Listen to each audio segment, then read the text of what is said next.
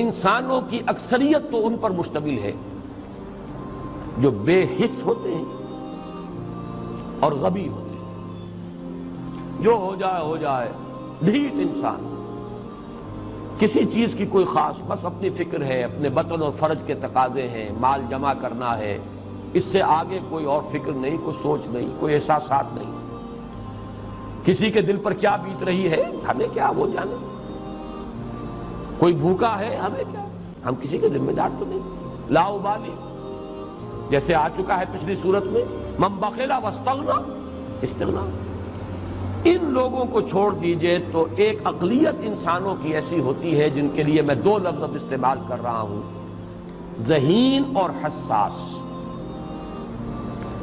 ذہین اور حساس لوگوں میں قبض اور بسط کی کیفیت، یہ مختلف سائیکلز ہیں جو آتی رہتی ہیں. کبھی طبیعت میں پشمردگی ہے، دل بجھا ہوا سا ہے، کچھ نا امیدی سی ہے، خود اپنے اوپر اعتماد کی کمی محسوس ہو رہی ہے، مجھ میں صلاحیت نہیں ہے، میں کچھ نہیں کر سکتا.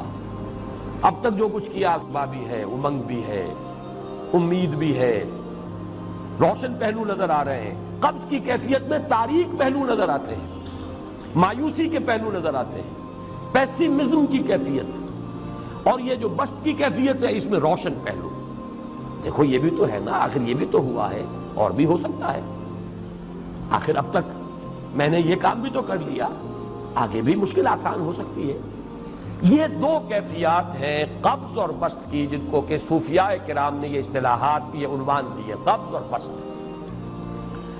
جتنی انسان کے اندر حساسیت کی کیفیت زیادہ ہوگی، ذہانت زیادہ ہوگی، اتنا ہی یہ جو ویوز ہیں اس کی ایمپلیٹیوڈ زیادہ ہوتی ہے.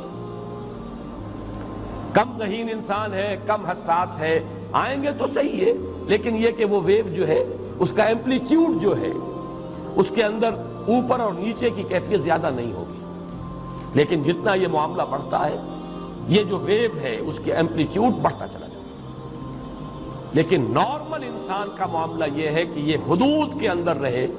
اسی کی ایک کیفیت جو ہے ایب نارمل جب ہو جاتا ہے، یہی ہے جو جدید ہماری جو سائیکولوجیکل میڈیسن ہے اس میں اسے مینیکس ڈپریسو سائیکوسس کہا جاتا ہے.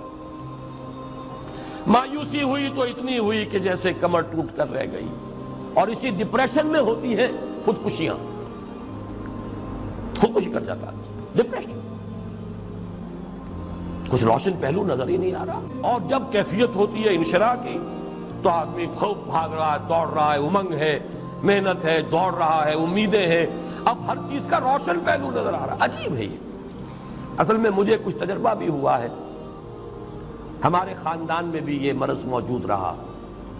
میرے والد مرحوم کافی طویل عرصے اس مینیک ڈپریسو سائیکوسس کے مریض رہے. کچھ ہوتا ہے یہ معاملہ. ویسے بھی شاید ہمارا خاندان جو ہے اس کیٹیگری میں آتا ہے جس میں ذہانت نسبتاً کچھ زیادہ ہے، حساسیت بھی نسبتاً کچھ زیادہ ہے. یہ دوسری بات ہے کہ کوئی شخص جو ہے یہ فلسفے کے طور پر اختیار کر لے کہ اپنے آپ کو ڈھیٹ بنا لینا ہے، یہ فلسفہ بھی بن سکتا ہے. لیکن یہ ہے کہ اگر آدمی چھوڑ دے اپنی طبیعت کو تو یہ دونوں کیفیات آتی ہیں. انہی کیفیات میں اگر یہ جو upward and down word movement ہے یہ ایک حد سے نکل جائے تو یہ بیماری ہے مینیک سائیکوسس، مینیک ڈپریسو سائیکوسس. اس میں جب آدمی ہوتا ہے وہ اپر کیفیت میں تو اس کے اندر بڑی عظیمت ہے، روشنی ہے، امید ہے، لوگوں سے گفتگو کر رہا ہے، حق بول رہا ہے، خوب جو ہے محفل کے اندر. اب وہ محفل میں اسے دلچسپی محسوس ہو رہی ہے اور اسے ہر چیز کا روشن پہلو نظر آ رہا ہے، خود اپنے وجود کا بھی روشن پہلو، دوسروں کے وجود کا بھی. دوسروں کی بات میں سے بھی وہ اچھا پہلو تلاش کریں گے، وہ برا پہلو تلاش نہیں کریں گے. جب دوسری کیفیت ہے ڈپریشن کی، ہر ایک کی بات میں کوئی برائی نظر آئے گی، کوئی اس کی نیت کا فطور ہے، کوئی فساد ہے، کوئی یہ جو ہے بدنیتی کے ساتھ یہ بات کر رہا ہے، کوئی خیر کہیں ہے ہی نہیں، برائی ہی برائی ہے، مایوسی ہی مایوسی ہے، بدلی ہی بدلی. یہ ہے در حقیقت وہ کیفیت. اس کو غالب نے بہترین انداز میں تعبیر کیا ہے. ذہین اور حساس انسانوں میں ان کی جو ترقی ہے وہ انہی مراحل سے ہو کر گزرتی ہے. ہر قبض کے بعد جب بسط آتا ہے تو آگے ترقی ہو